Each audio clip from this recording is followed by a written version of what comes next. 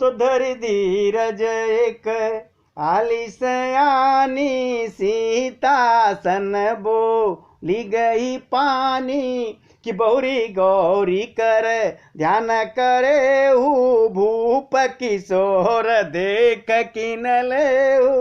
एक चतुर सखी बड़ी धैर्य धरकर हाथ पकड़कर सीता जी से बोली कि गिरिजा जी का ध्यान फिर कर लेना, इस समय राजकुमार को क्यों नहीं देख लेती हो, क्योंकि आंख बंद करके तो प्रभु को देख रही थी और प्रभु सामने हैं।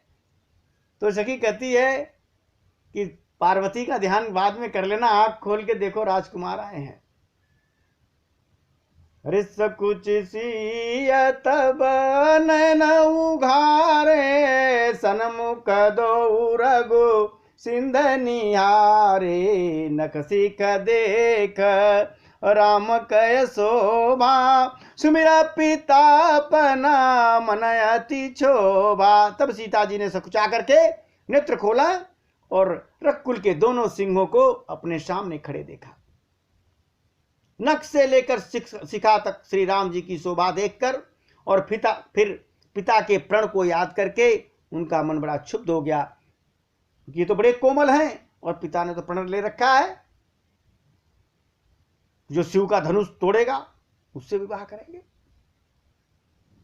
परबस सकीन लकिय जब सीता, भयउ गहर सब कहीं सविता, पुनियाऊ बयहि बेरिया काली, अस कई मन बिहसिय कयाली। जब सखियों ने सीता जी को परबस देखा, प्रेम के बस में देखा, तब सब भयभीत होकर कहने लगी बड़ी देर हो गई, अब चलना चाहिए, कल इसी समय फिर आएंगे। ऐसा कहकर एक सखी मन में हंसी।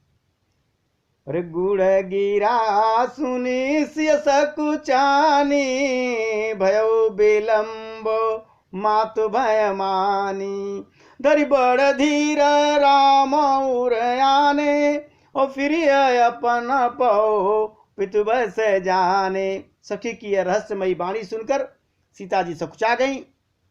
देर हो गई, जान उन्हें माता जी का भी डर लग रहा है कि डांटेगी। बहुत धीरज धर करके वे श्री राम जी को हृदय में ले आई और उनका ध्यान करती हुई अपने को पिता के अधीन जानकर लौट चली। ध्यान तो प्रभु का जरूर कर रही हैं, लेकिन अपने को पिता के अधीन उन्होंने जो प्रण ले रखा है। और देखन मिस मृग बिहगतरो, फिरई बहोरी बहोरी, निरक निरक रघुबीर छवि, बाढ़ई प्रीति न थोर। मृग पंक्षी और वृक्षों को देखने के बहाने सीता जी बार बार घूम घूम कर देख रही हैं और श्री राम जी की छवि को देख देख कर उनका प्रेम कम नहीं बढ़ रहा है, अर्थात बहुत ही बढ़ता जा रहा है। और जान कठिन शिव चाप विशूरत, चलिए राखी उर श्यामल मूरत, प्रभु जब जात जान की जानी, सुख स्नेह शोभा गुण खानी। शिव जी के धनुष को कठोर जानकर वे मन में विलाप करती हुई हृदय में श्री राम जी की सांवली मूर्ति को रखकर चली। शिव जी के धनुष को की कठोरता का स्मरण आने से उन्हें चिंता होती है कि ये सुकुमार रघुनाथ जी उसे कैसे तोड़ेंगे। पिता के प्रण की स्मृति से उनके हृदय को बड़ा कष्ट हो रहा है, इसलिए मन में विलाप करने लगी।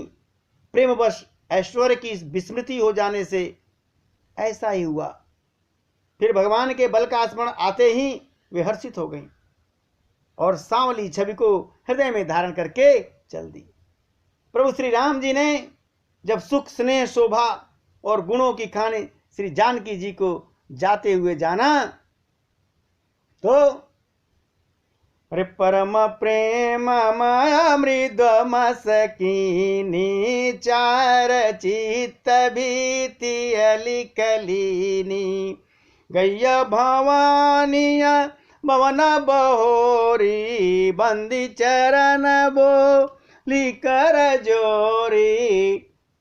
तब परम प्रेम की कोमल स्याही बनाकर उनके स्वरूप को अपने सुंदर चित्त रूपी भित्ति पर चित्रित कर लिया भगवान ने।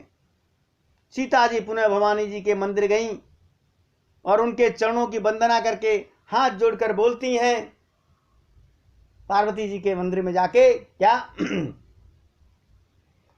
जय जय गिरिवर राज किशोरी, जय महेश मुख चंद चकोरी, जय गज बदन खडानन माता, जगत जननी दामिनी दुति दाता, नहीं तव आदि मध्य अवसाना, अमित प्रभाव वेद नहीं जाना, भव भव विभव प्रभव कारिणी, विश्व विमोहनी सुवस विहारिणी।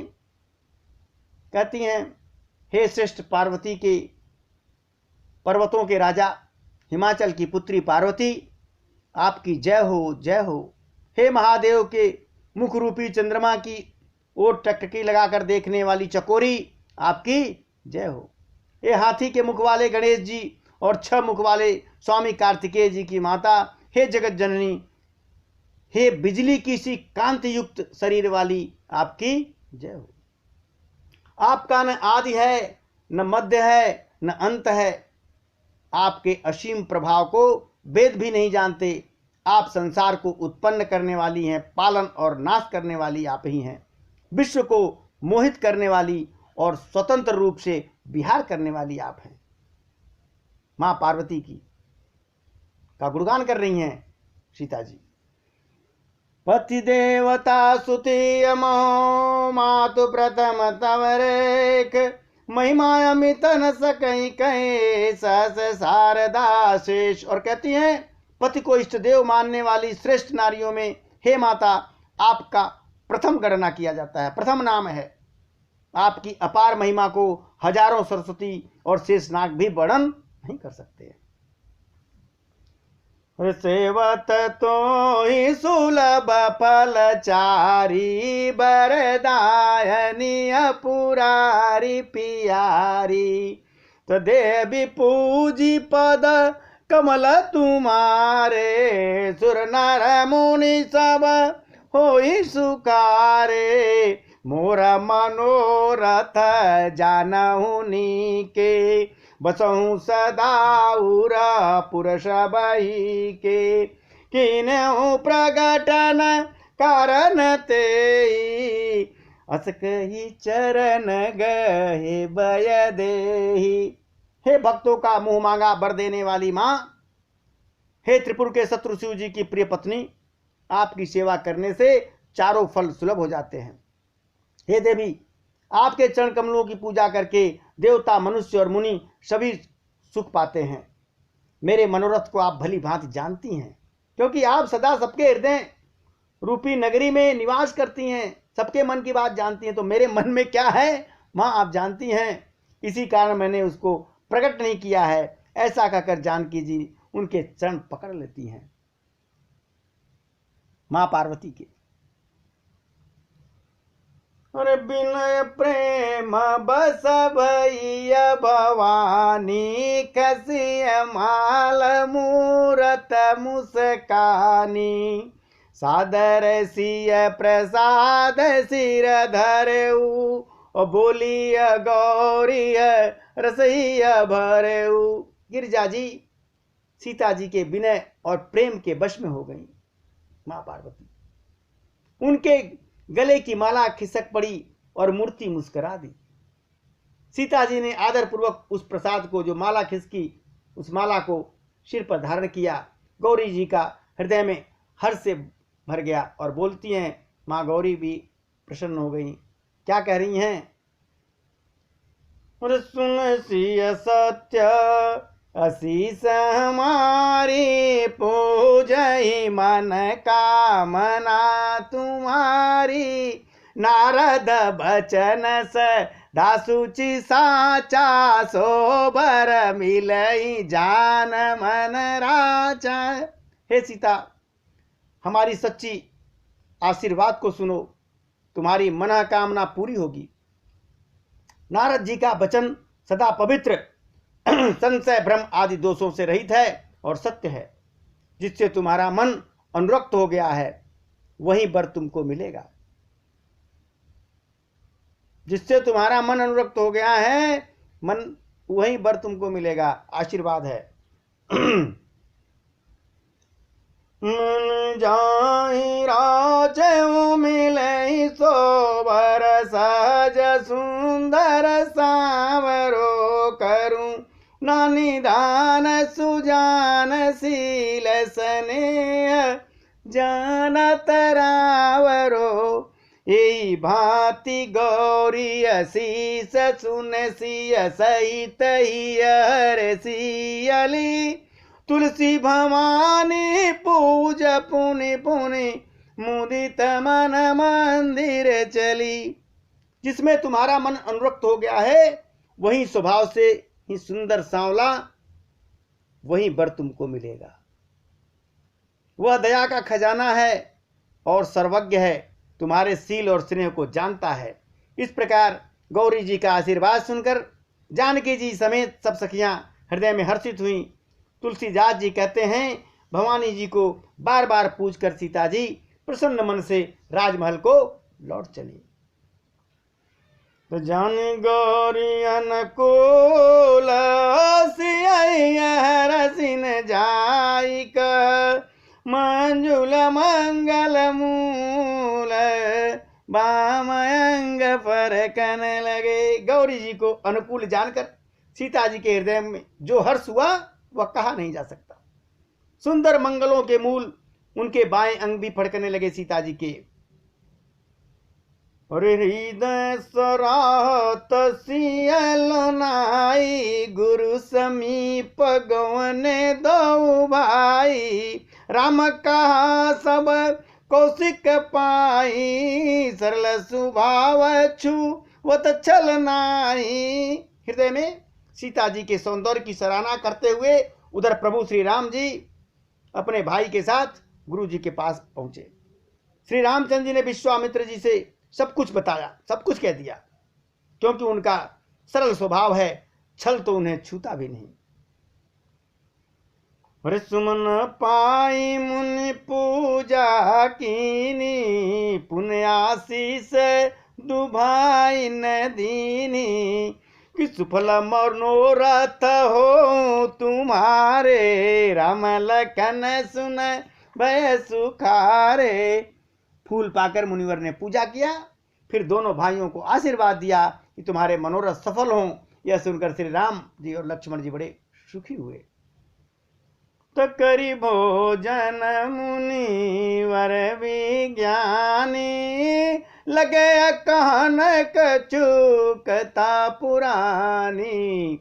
विगत दिवस गुरु आयस पाई संध्या करन चले दो भाई। श्रेष्ठ विज्ञानी मुनि विश्वामित्र जी भोजन करके कुछ प्राचीन कथाएं कहने लगे।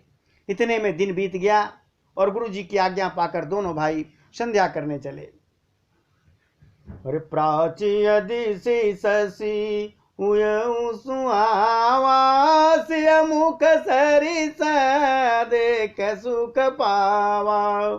बहुरी विचार किन मन माई सिया बदन समाहिम करनाई। उधर पूरब दिशा में सुंदर चंद्रमा उदय हुआ। श्री राम जी ने उसे सीता जी के मुख के समान देखकर सुख पाया। चंद्रमा को सीता जी के मुख की तरह है, बड़ा सुंदर है। फिर मन में विचार किया कि यह चंद्रमा सीता जी के मुख के समान नहीं है, सीता जी का मुख तो इससे सुंदर है। क्यों? कि जन्म सिंध पुण्य बंधु विषा दिन मलिन सकलंक श्यमुख समता पाव किमी चंद बापुरो रंग। अरे खारे समुद्र से तो इसका जन्म हुआ है चंद्रमा का, फिर उसी समुद्र से उत्पन्न होने के कारण विष भी समुद्र से हुआ है, तो विष तो इसका भाई है। और दिन में तो यह मलिन हो जाता है, दिन में इसमें कोई शोभा नहीं रहती। और कलंकी है, काला दाग भी इसमें लगा हुआ है। बेचारा गरीब चंद्रमा सीता जी के मुख की बराबरी कैसे कर पाएगा। और घटय बढ़य बिरहीन दुखदाई, ग्रसय राहु निज संधिय पाई, कोक शोक प्रद पंकज द्रोही, अवगुण बहुत चंद्रमा तो ही। भगवान कहते हैं फिर ये घटता बढ़ता रहता है और बिरहणी स्त्रियों को दुख देने वाला है। राहु अपनी संधि पाकर इसे ग्रस लेता है। चकवे को चकवी का वियोग का शोक देने वाला और कमल का बैरी। रात में चंद्रमा के प्रकाश में कमल मुरझा जाता है। चंद्रमा का कमल का दुश्मन हो गया चंद्रमा। हे चंद्रमा, तुझमें तो बहुत अवगुण है जो सीता जी में नहीं है। वैदेही मुख पटतर दीने, होई दोष बड़यन चित कीने, सिय मुख छवि विदु व्याज बखानी, गुरु पै चलेनी सावड़ जानी। अतः जानकी जी के मुख की तुमसे उपमा देने में बड़ा अनुचित कर्म करके दोष लगेगा। इस प्रकार चंद्रमा के बहाने सीता जी के मुख की छवि का वर्णन करके बड़ी रात हो गई, ऐसा जान करके वे गुरु जी के पास चले गए। करिमुनि चरण सरोज प्रणामा, आयस पाई कीन विश्रामा, विगत निसार गुनायक जागे, बंधु बिलो की कहनयस लागे। मुनि के चरण कमलों में प्रणाम करके आज्ञा पाकर उन्होंने विश्राम किया।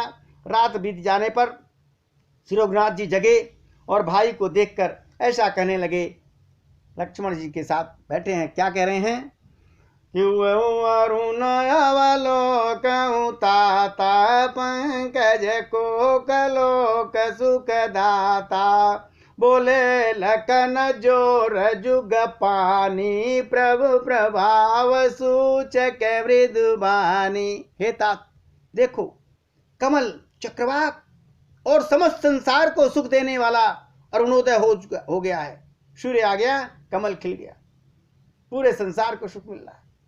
लक्ष्मण जी दोनों हाथ जोड़कर प्रभु के प्रभाव को सूचित करने वाली कोमल वाणी बोलते हैं। क्या कहते हैं?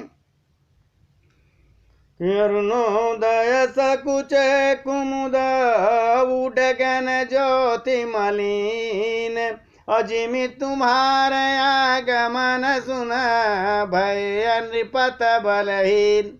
अरुणोदय होने से कुमुदिनी सकुचा गई, तारागणों का प्रकाश फीका पड़ गया जैसे सूर्य उगा।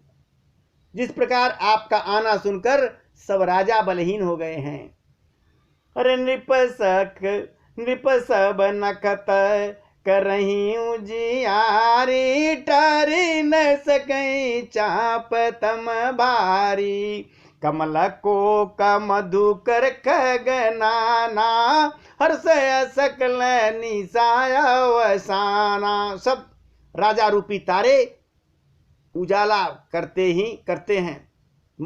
तारे क्या बहुत कम उजाला करते हैं, मंद प्रकाश देते हैं, पर वे धनुष रूपी महान अंधकार को हटा नहीं सकते। रात्रि का अंत होने से जैसे कमल, चकवे, भंवरे और नाना प्रकार के पंछी हर्षित हो जाते हैं, रे ऐसा प्रभु सब भगत तुम्हारे, होइए टूटे धनुष सुखारे, उभय भान बिन श्रमता मनासा, दुर्य नखत जगते जय प्रकाशा। वैसे ही हे प्रभु, आपके सब भक्त धनुष टूटने पर सुखी हो जाएंगे। सूर्य उदय हुआ, बिना ही परिश्रम के सारा अंधकार नष्ट हो गया, तारे छिप गए, संसार में तेज का प्रकाश हो गया।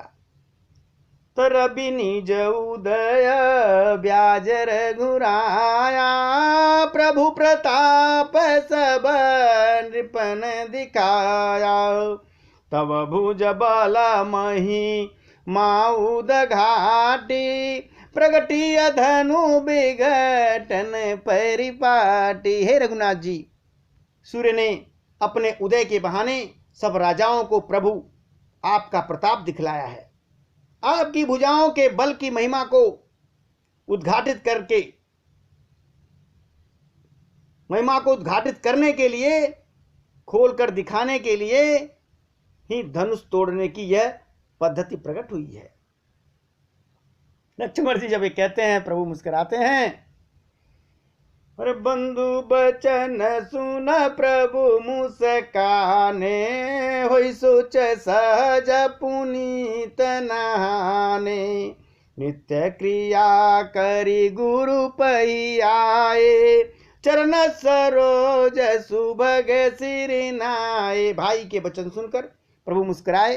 फिर स्वभाव से ही पवित्र श्री राम जी ने शौच से निवृत्त होकर के स्नान किया और नित्य कर्म करके वे गुरु जी के पास आए।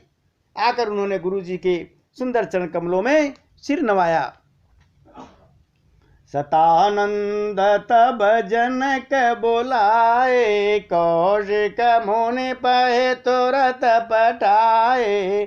जनक विनय तिन आई सुनाई, और से बोल ली ये दो भाई। तब जनक जी ने सतानंद जी को बुलाया और उन्हें तुरंत ही विश्वामित्र जी के पास भेजा। उन्होंने आकर जनक जी की विनती सुनाई। विश्वामित्र जी ने हर्षित होकर दोनों भाइयों को बुलाया कि सतानंद पद बंदी प्रभु बैठे गुरु पई जाय, और चलहु तात मुनि कहु तब पठवा जनक बुलाय। सतानंद जी के चरणों की वंदना करके प्रभु श्री राम जी गुरु जी के पास जा बैठे। तब मुनि ने कहा, हे तात चलो, जनक जी ने बुलावा भेजा है आपको। अब जनक जी ने बुलावा भेजा। अब प्रभु जो है गुरुवर के साथ जनक की सभा में जाएंगे जहाँ धनुष यज्ञ होगा।